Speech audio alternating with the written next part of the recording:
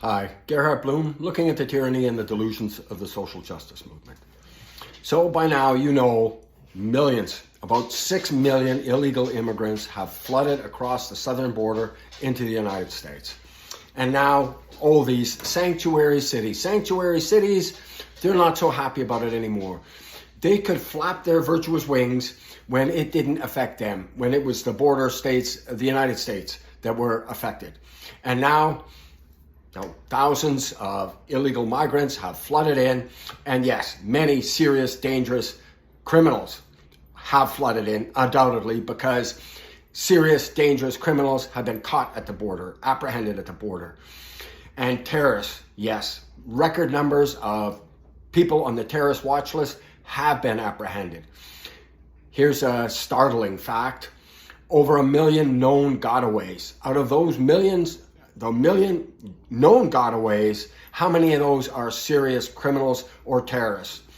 You don't have to be Sherlock Holmes to figure out the majority of these people are very dangerous people. Otherwise, they would just turn themselves in at the border and get all sorts of government benefits and assistance. So these are very dangerous people. And at the same time, energy costs going through the roof and high taxes. This is destroying the middle class. It is hollowing out the middle class. And it has taken me a while to say this publicly, but I've long suspected, and now I don't doubt for a moment, this is the leftist attempt to utterly destroy the middle class. Why would they want to do that? Because the middle class has autonomy and independence. Once you are dependent, utterly dependent on government handouts, you are owned. You are owned. You can't throw that government out of office. That government is the one that gives you your food stamps or your welfare credit cards, your housing support, everything. You depend on that government. You are owned. This is awful. And no, I don't believe this is some conspiratorial nonsense. You're watching this happen in real time,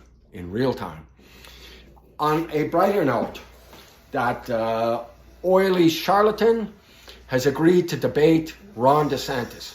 Ron DeSantis is a giant, morally and intellectually, and he's pushing back on this cancerous leftist ideology.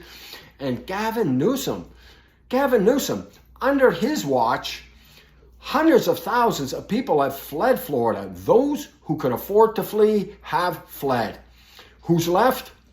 Mirroring my discussion at the national level, at the state level, the people who are left are utterly dependent on the government handouts and those rich, powerful elite. Yeah, they don't care what the price of gas is or the price of groceries are. They're rich. By definition, this doesn't touch them. In economic terms, they spend a very small, microscopic proportion of their income on heating their homes or fueling their vehicles or feeding your children, or their children, right? No, they want you dependent. And California, that's the California dream that Gavin Newsom is providing to the citizens of California. And undoubtedly, he is running a shadow campaign, waiting for the moment that Joe Biden falls and just doesn't get up. It's an awful spectacle, but it's happening also in real time. So I'm very much looking forward to that debate, which should be like, a professor of philosophy, not a deluded leftist, arguing with some kindergarten child who's been given some Maoist book, Mao's little red book to study. So that should be entertaining. Anyways, thank you so much for your time and attention. Please do check out my book, Deconstructing Social Justice. It's available on Amazon. It's not important because I wrote it. I wrote it because the issues could not be more important. And I think you'll be very impressed, very impressed. Those people who read it, love it. Thank you so much for your time and attention. Bye-bye now.